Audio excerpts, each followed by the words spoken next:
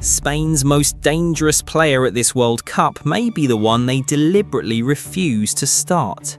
Mikel Merino has come off the bench in back-to-back knockout matches, scored within minutes, eliminated Portugal and Belgium, and reportedly become the first substitute in World Cup history to score winning goals in two different knockout rounds at the same tournament. Against Portugal, he spotted the space before the defence could reset. Against Belgium, he reached the rebound before anyone else reacted. And suddenly, a midfielder who nearly missed the entire World Cup after foot surgery has become the player every exhausted defender fears seeing on the touchline. But this is not a lucky two-game streak. Germany felt it in the 119th minute of a European Championship quarter-final. Arsenal discovered it when an injury crisis turned him into an emergency striker.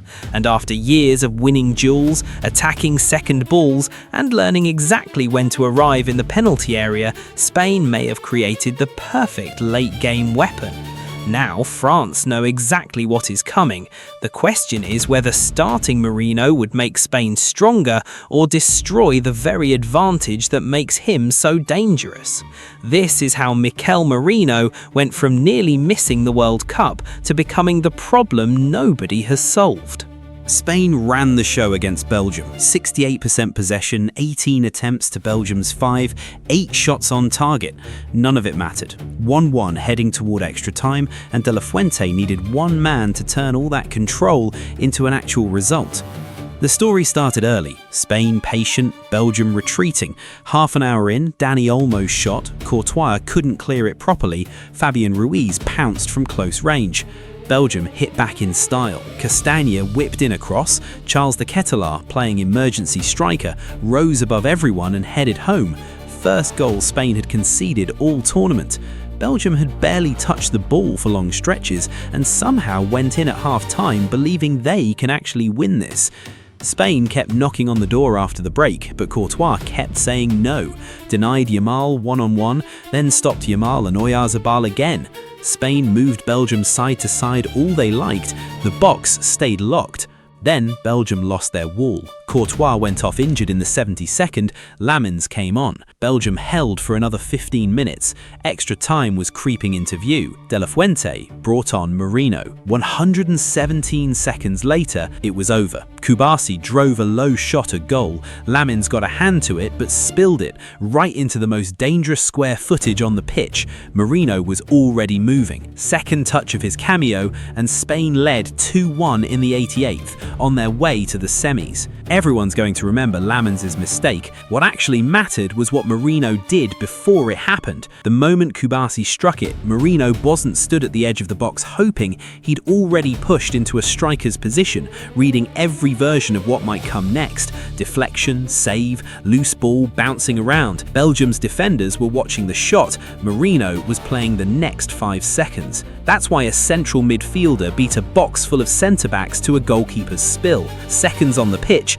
and he already understood the geometry. Spain was shooting from range because the middle was locked up, and a low strike through that many bodies was always going to squirm loose eventually. He just made sure he was standing there when it did. Not luck, positioning with intent. Belgium really should have seen it coming. 4 days earlier, Portugal went out exactly the same way. Different script, same ending. That round of 16 tie was a grind. Low block, no space between the lines. Spain stuck passing it around without ever really threatening. Final numbers, 1.77 expected goals to 0.56 in Spain's favour. 6 shots on target, still nothing to show for it deep into the second half. Ferran Torres came on in the 75th to stretch Portugal's backline. Merino followed shortly after. 91st second. Portugal hadn't reset after a stoppage, and Spain smelled it. Merino kept the move alive, played it off, kept running instead of admiring his pass. Torres slid one through.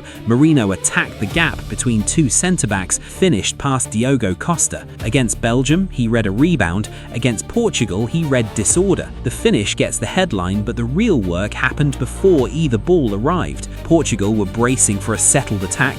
Merino attacked before that attack existed, bursting into the box while Portugal was still getting their house in order. That's the actual Mikel Merino problem. Not the height, the aerial power, or the finishing, though he's got all three.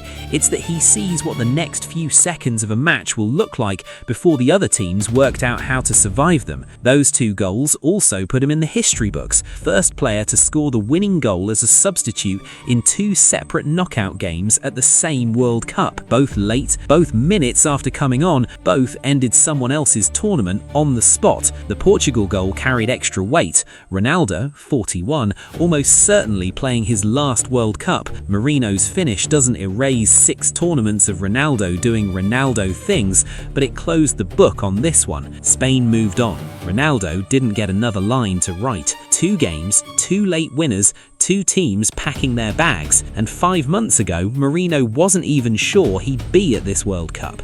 Late in Arsenal's 3-2 defeat to Manchester United on January 25th, he fractured a bone in his foot. Surgery followed, then months on the sidelines. What looked like just another injury became a straight-up race against the tournament clock. Nearly 5 months of rehab. Arsenal's title push carried on without him, every week out chipping away at his chances of being ready. He's since admitted the injury scared him, not just whether he'd come back, but whether he'd come back soon enough to convince De La Fuente he still belonged. He returned on May 24th, Arsenal's last league game of the season, first competitive minutes since January. Spain's squad announcement landed almost right after. He walked into this World Cup with basically no rhythm behind him, which is exactly why the role fits so well. Nobody was handing him 90 minutes after 5 months out.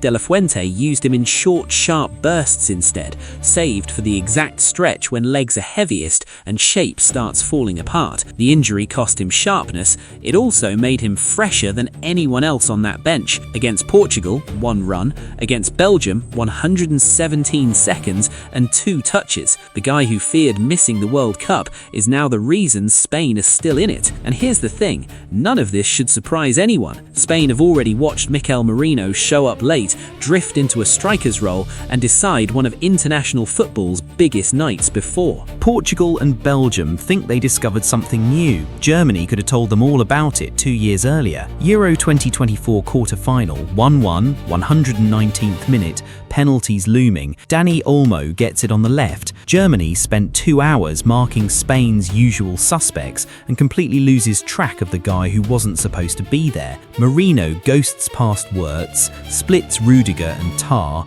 nods it into the far corner. 2-1 semis. The finish was nice. The movement should have scared people. He didn't fight for position like a striker. He stayed deep, out of sight, and only arrived once Olmo was already crossing. For 2 seconds, a midfielder was Spain's most dangerous forward. He ran to the corner flag after, same celebration his dad did for Osasuna in that stadium in '91. Nice story. Bigger point, Spain now knew this guy arriving late could win them knockout games. March 2025 confirmed it. 2-1 down in Amsterdam, Nations League, Merino scores in stoppage time, 2-2 saved. Same trick. Then qualifying made it a habit, not a surprise. Hat-trick versus Turkey, 6-0, 2 headers versus Bulgaria the next month, 6 goals in 4 games. Not panic goals anymore, deliberate weapon against packed defences. Arsenal ran with the same idea, harder. Signed from Sociedad August 2024, injured himself clattering into Gabriel in his first training session, great start. Once fit, he was just a left-sided midfielder, as advertised. Then Arsenal strikers collapsed. Jesus, knee, Havertz, hamstring. February 2025, no senior 9 left. Merino had played 19 minutes there in his career. Leicester away, 0-0, 69th minute, Sterling off, Merino goes up top, scores twice in the last 9 minutes, heads in Nwaneri's cross, finishes Trossard's, 2-0. He hadn't trained for it, found out that morning, solved Arsenal's striker problem on a few hours' notice. Nothing clever about it, occupy the centre-backs, attack crosses, win the header nobody else could reach. Role stuck. Winner versus Chelsea, 3rd goal in a 3-0 win over Real Madrid Champions League quarter-final. 9 goals in 44 games that first season, 7 in the league. 2025-26, same story. headed Arsenal level at Newcastle before Gabriel won it late, 6 goals before injury hit, 4 of 6 headers. Arsenal didn't build the instincts, they proved the instincts could carry a game plan, not just save one. Physically, it checks out. 6'2", led Arsenal in aerial duels 1 per 90 in 2024-25, led the squad in duels overall, while averaging just 26.24 passes a game. Not a passer's numbers, a contact player's numbers. But height's not the whole answer. 3 patterns every time. The delayed run hangs back until defenders commit, then attacks the space they've stopped watching. The blindside run arrives from outside a defender's vision, usually off a far side cross. The second action run doesn't admire the shot, moves to wherever the rebound or loose clearance is landing. All 3 get sharper late in games, tired legs, sloppy tracking, uncontrolled clearances. He shows up fresh and picks off exactly those cracks. Most subs need touches to find a match's rhythm. Merino doesn't need the ball to find his. He can go untouched for 20 minutes and still be the most dangerous man out there, because his job was never to have it, just to know where it's about to land. Arteta proved the raw version works. Stick him at 9, get goals. De La Fuente found the meaner version, let Spain's technicians exhaust the opposition, then throw on a fresh midfielder making a striker's runs against dead legs. By the last quarter of the match, teams aren't defending Spain's passing anymore, they're defending crosses, knockdowns, second balls, with Merino strolling in among centre-backs who spent the whole game dealing with something else entirely. This didn't start at the World Cup. Osasuna gave him responsibility young. Dortmund taught him tactics at the sharp end. Newcastle handed him Premier League physicality. 1 goal there, a header against Crystal Palace, but a proper one. Then 6 years at Real Sociedad, 242 games, 27 goals, a Copa del Rey. Arsenal just took all that and pointed it at goal. De La Fuente's using it perfectly. Spain have better passers for the middle of the game, so benching Merino isn't a snub, it's a plan. Late on, Spain needs something else entirely, someone occupying the box, winning headers, hunting scraps while everyone else's legs are gone. France will handle this better than Portugal or Belgium did, more power, faster recovery. But they've got to survive 70 minutes of Spain's passing first, then deal with a fresh Merino arriving after that. 2 knockout winners in a row got Spain here. Start him, you get strength from minute 1. Hold him back, you keep the surprise loaded. At this point, his threat starts the second he stands up to warm up. He's not a super sub anymore, he's Spain's emergency button, and nobody's found the off switch yet.